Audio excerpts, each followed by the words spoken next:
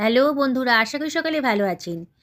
কেটে রাখা পালং শাকের মধ্যে হাফ বাটি দই দিয়ে বানিয়ে ফেলতে পারেন অসম্ভব টেস্টি একটা রেসিপি, যেটা হোটেল রেস্টুরেন্টে পাওয়া যায়। ভীষণই দামি একটা রেসিপি। রেসিপিটা অনেকের কাছেই হয়তো অজানা। চলুন তাহলে আজকে বানিয়ে ফেলি। এখানে আমি 4 টুকরো কাতলা মাছ নিয়েছি আর দিয়ে দিলাম হাফ টেবিল চামচ মতো লবণ। এখানে আমি হাফ টেবিল চামচ মতন গোলমরিচের গুঁড়ো দিয়ে দিচ্ছি আর দিয়ে দেব হাফ টেবিল চামচ সাদা তেল। এবার এই মশলাটাকে মাছের গায়ে খুব ভালো করে মাখিয়ে নেব।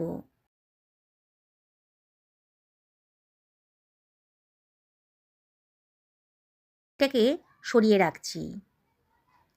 আমি এখানে 250 গ্রাম মতন পালং শাক নিয়ে নিয়েছি। পালং শাকটাকে আগে থেকে ভালো করে ধুয়ে পরিষ্কার করে নিয়েছি আর বোটা দিকের অংশটা আমি কেটে বাদ দিয়ে দিলাম। এবার পালং শাকটাকে আমি একটু কুচি কুচি করে কেটে নিচ্ছি। সুন্দর করে কাটা হয়ে গেছে। আমি এখানে একটা মাঝারি সাইজের পেঁয়াজ নিয়ে নিয়েছি। পেঁয়াজটাকেও আমি রাফলি কেটে নিচ্ছি। কাটা হয়ে গেছে। এবার একটা গ্রাইন্ডারের ভেতর কেটে রাখা পেঁয়াজ কুচিগুলো আমি দিয়ে দিলাম আর দিয়ে দিচ্ছি কতগুলো কাঁচা লঙ্কা। লঙ্কাটা কিন্তু আপনারা নিজেদের পছন্দ মতো দেবেন। কে কীরকম ঝাল পছন্দ করেন সেই অনুযায়ী লঙ্কাটা দেবেন। আমি এখানে 1 টেবিল চামচ মতো আদা রসুন বাটা দিয়ে দিলাম। এবার এটাকে জল ছাড়াই গ্রাইন্ড করে নিচ্ছি। দেখুন কত সুন্দর একটা স্মুথ পেস্ট তৈরি হয়ে গেছে। এবার সরিয়ে রাখলাম। ওই গ্রাইন্ডারের ভেতরেই আমি দিয়ে দিচ্ছি হাফ বাটি মতো টক দই। স্মুথ পেস্ট তৈরি হয়ে গেছে। একটা ফ্রাই প্যান গরম করতে দিয়ে দিয়েছি আর এই ফ্রাই প্যানের ভেতর আমি দিয়ে দিচ্ছি 1 টেবিল চামচ মতন সাদা তেল। তেলটা যখন বেশ গরম হয়ে গেছে, এবার আমি তার ভেতর দিয়ে দিচ্ছি ম্যারিনেট করে রাখা মাছটা।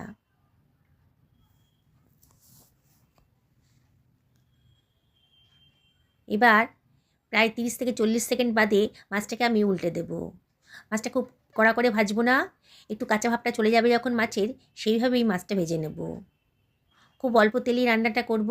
দেখুন মাছের কালারটা কিন্তু একটু চেঞ্জ হয়ে গেছে। আবারও এটাকে উল্টে পাল্টে ভালো করে একটু ভেজে নেব।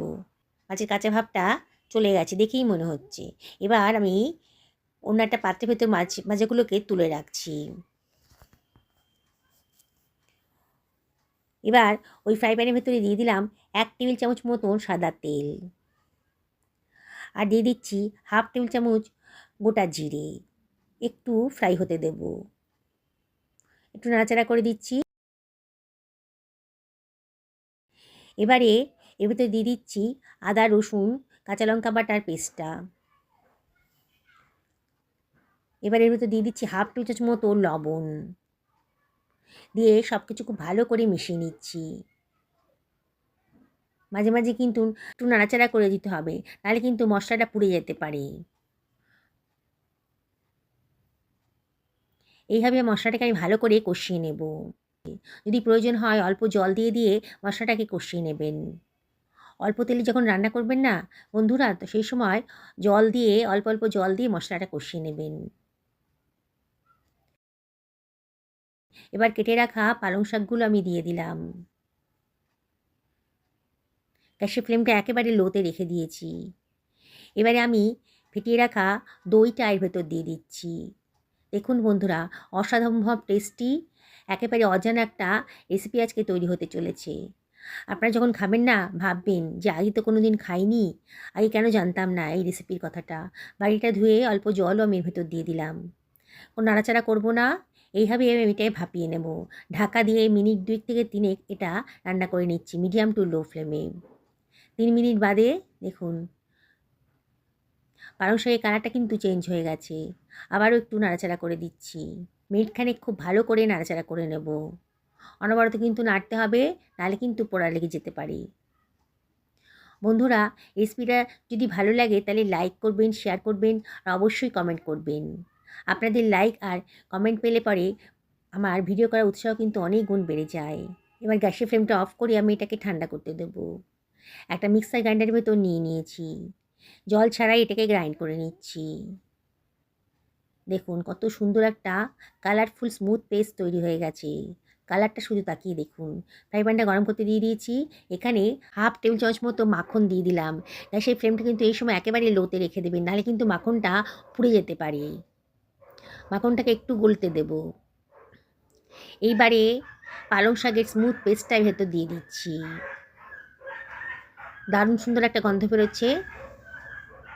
এবার গ্রাইন্ডারটা ধুয়ে অল্প জলও দিয়ে দিলাম, দিয়ে সব কিছু খুব ভালো করে মিশিয়ে নিচ্ছি। মাঝে মাঝে কিন্তু নাড়াচাড়া করে দিতে হবে। এইভাবে পালং শাকের পেস্টটা ভালো করে কষিয়ে নেব। দেখুন কালারটা কিন্তু আস্তে আস্তে চেঞ্জ হয়ে গেছে। যত ভালো করে কষাবেন রান্নার টেস্টটা কিন্তু ততটাই ভালো আসবে। যেসব বন্ধুরা আমার রেসিপি দেখেন অথচ আমাকে এখনও সাবস্ক্রাইব করেননি, তাদেরকে আমি রিকোয়েস্ট করবো আমার চ্যানেলটা সাবস্ক্রাইব করার জন্যে। পাশে থাকা বেল আইকনটা অবশ্যই ক্লিক করে দেবেন, তাহলে আমার রান্নার নোটিফিকেশানটা আবার চটজলদি পেয়ে যাবেন। আমি এখানে 1 বাটি পরিমাণ গরম জল দিয়ে দিলাম। গরম জল দেওয়ার চেষ্টা করবেন, তাহলে রান্নার কালারটাও সুন্দর থাকবে আর রান্নাটাও তাড়াতাড়ি হবে। এবার ঝোলটা আমি একটু ফুটতে দেব। আপনারা কে কীরকম গ্রেভি রাখতে চান সেই অনুযায়ী কিন্তু জলটা দেবেন। আজকে আমি একটু পাতলা রাখবো বলে জলের পরিমাণটা একটু বেশিই দিয়েছি। ঝোলটা যখন ফুটতে শুরু করেছে একটু নাড়াচাড়া করে দিচ্ছি। এবারে ভেজে রাখা মাছটা আমি এর ভেতর দিয়ে দিচ্ছি। দেখছেন তো বন্ধুরা বানানোটা কতটাই সোজা, কিন্তু এর টেস্ট একেবারে অসাধারণ। একবার যদি খান না বারে বারে কিন্তু বানিয়ে খেতে ইচ্ছে করবে। একে খাওয়াবেন সেই কিন্তু আপনার রান্নার প্রশংসা করবে আর রেসিপিটা জানতে চাইবে। এবার দিয়ে দিচ্ছি বেশ খানিকটা ধনেপাতা কুচি, আর চিড়ে রাখা কাঁচা লঙ্কাটাও দিয়ে দিলাম। আর দিয়ে দিচ্ছি ছোটো টেবিল চামচের 1 টেবিল চামচ গোলমরিচের গুঁড়ো। হাতে ডলে একটু কসুরি মেথিও দিয়ে দিলাম। দিয়ে এটা ঢাকা দিয়ে মিনিট 5 লো ফ্লেমে রান্না করে নেব। 5 মিনিট বাদে দেখুন গ্রেভিটা কিন্তু অনেকটাই কমে গেছে, আর দেখেই মনে হচ্ছে আমার রান্নাটা কিন্তু কমপ্লিট হয়ে গেছে। একটু উল্টে পাল্টে দেব। মাছটাও একেবারে নরম হয়ে গেছে। এইভাবে একদিন রান্না করবেন বন্ধুরা, সত্যি বলছি গরম ভাতের সাথেই বলুন কিংবা পোলাওয়ের সাথেই বলুন, জাস্ট জমে যাবে। আমি একটা সার্ভিং প্লেটে এটাকে সার্ভ করে দিচ্ছি। কালারটা শুধু দেখুন। যাকে খাওয়াবেন না এই কালারফুল রেসিপিটা সে কিন্তু দারুণ খুশি হয়ে যাবে। যেসব বন্ধুরা ফেসবুক থেকে দেখছেন আমার এই রেসিপিটা, তাদেরকে আমি রিকোয়েস্ট করব আমার পেজটা ফলো করার জন্যে। দেখুন বন্ধুরা কি সুন্দর দেখতে লাগছে, যেমন টেস্টি সেরকমই হেলদি। পালং শাক কিন্তু আমাদের স্বাস্থ্যের পক্ষে ভীষণই উপকারী, আর মাছ তো অবশ্যই উপকারী। তাই পালং শাক দিয়ে মাছ রান্না করলে পরে যে এত টেস্টি হবে আগেও কিন্তু আমি ভাবতে পারিনি। আমি ওপর থেকে বেশ খানিকটা ধনেপাতা ছিটিয়ে দিচ্ছি। দেখুন কত সুন্দর দেখতে লাগছে। বাড়ির বাচ্চারাও কিন্তু এই কালারফুল রেসিপিটা দেখেই খেতে চাইবে। অবশ্যই একদিন বানিয়ে নিন, পরিবারের সকলকে খাওয়ান, নিজেও খান, হেলদি খান, সুস্থ থাকুন, ভালো থাকুন এই কামনাই করি।